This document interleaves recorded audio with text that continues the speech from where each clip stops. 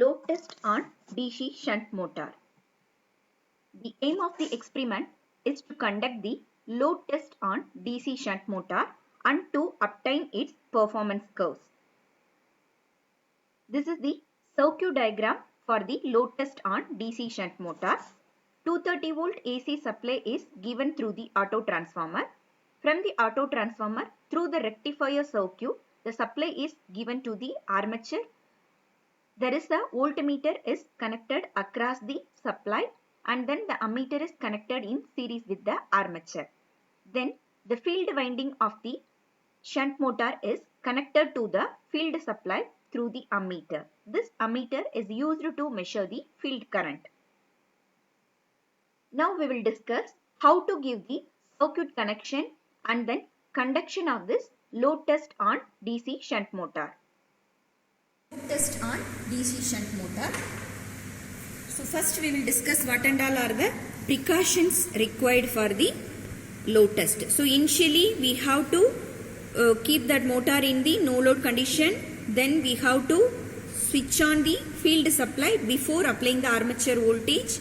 And we should make sure that under no load condition the breakdown should be before we have to switch on the supply, there should be no load. Then the breakdown has to be filled with some water before the conduction. Now we can able to see the nameplate details of the DC shunt motor. So you can able to see 1500 RPM. Then voltage is 220 volt supply.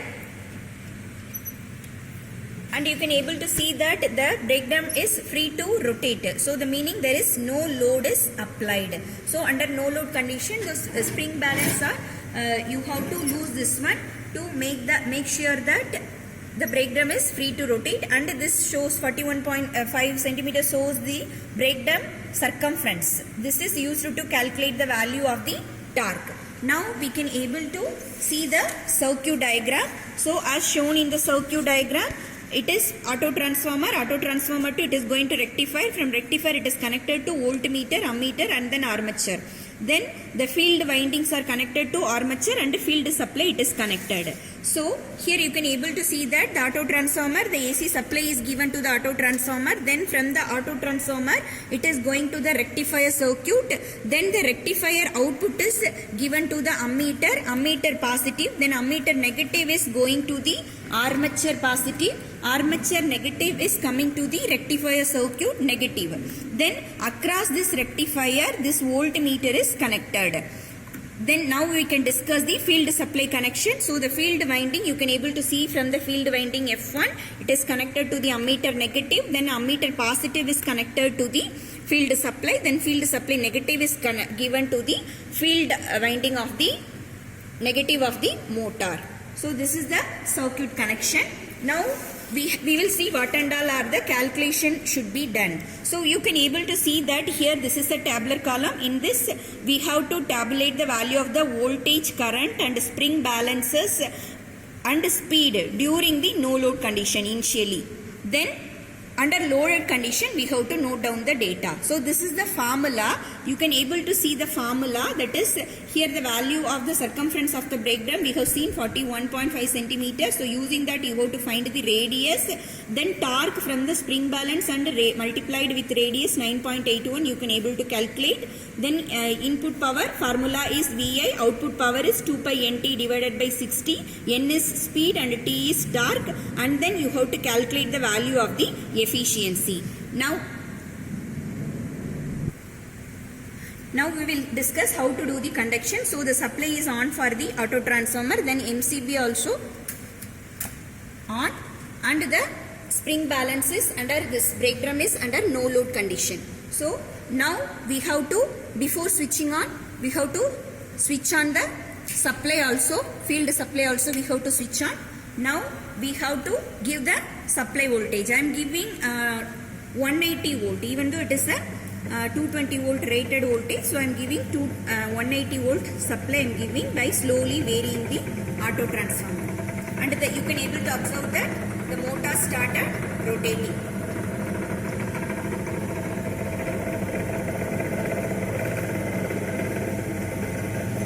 So I am giving 180 volt I am giving.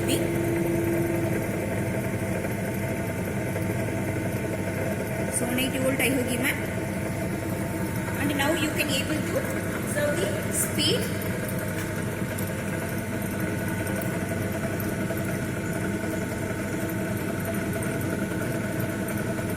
Under no load you can able to observe the speed as 1290.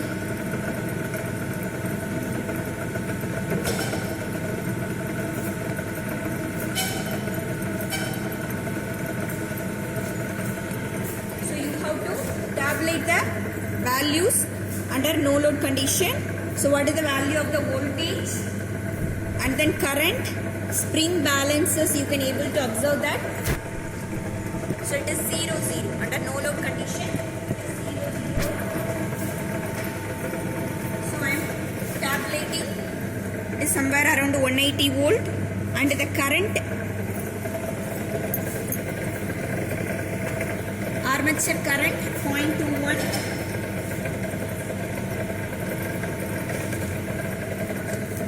and then spring balance 0 0, then the speed is 1293 rpm. So under no load condition this is the reading.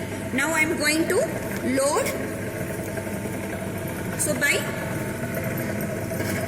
tightening the spring balance, slowly you can able to apply the load. Now you can able to see that the belt is attached to the brake drum. Now corresponding value of the voltage 155, armature current is 0.49, and then speed you can able to see.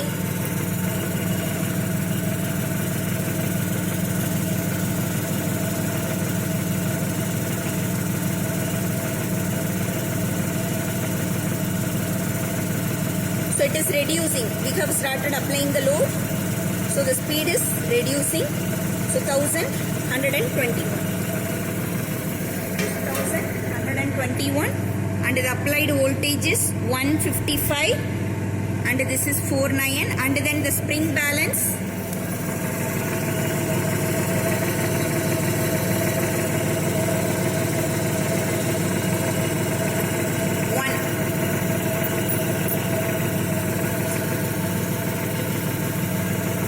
spring balance of S1 is 0 and S2 is 1.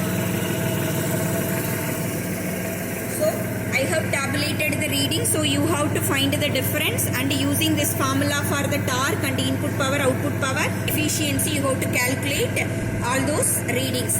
Similarly, you can take another some 5-6 readings, and after tabulating, after doing the calculation, you can able to draw the graph output power versus efficiency versus torque, output power versus speed, and then torque versus speed. Okay, thank you.